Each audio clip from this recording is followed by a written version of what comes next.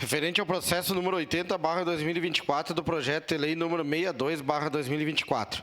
O parecer é favorável ao projeto de lei número 62/2024, contido no processo número 80/2024. Recebe-se da Comissão de Educação, Ciência, Tecnologia, Inovação, Cultura, Desporto e Lazer o projeto de lei acima emendado, de autoria do Poder Executivo Municipal, que inclui os festejos Farroupilha no calendário oficial de eventos do município de Caxias do Sul.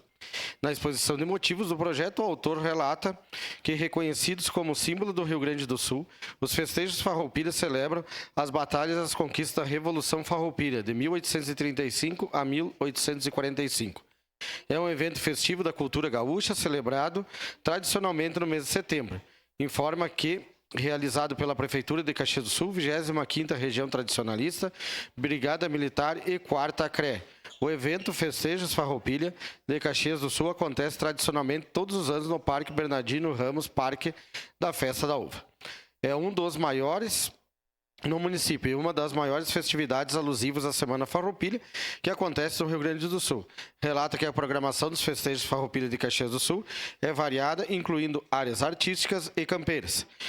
Na primeira, shows, bailes, concursos de danças e músicas, entre outros.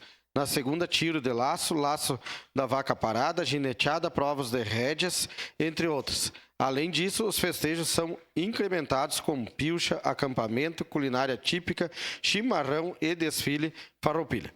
Por fim, diante do exposto e tendo em vista o parecer pela constitucionalidade da Comissão de Constituição, Justiça e Legislação, a CCJL desta Casa, esta Comissão de Educação, Ciência, Tecnologia e Inovação, Cultura, Desporto e Lazer, por seus integrantes, manifesta-se favorável ao presente projeto de lei em apreciação. Caxias do Sul, 11 de abril de 2024, 149 anos da colonização e 134 anos da emancipação política. Esse documento vem assinado pelo relator presidente Adriano Bressan, vereador Gerberson Hoffmann, vereador Rafael Malcorra Bueno, vereador Ricardo Zanquim e vereadora Rose Frigieri. Era isso, senhor presidente.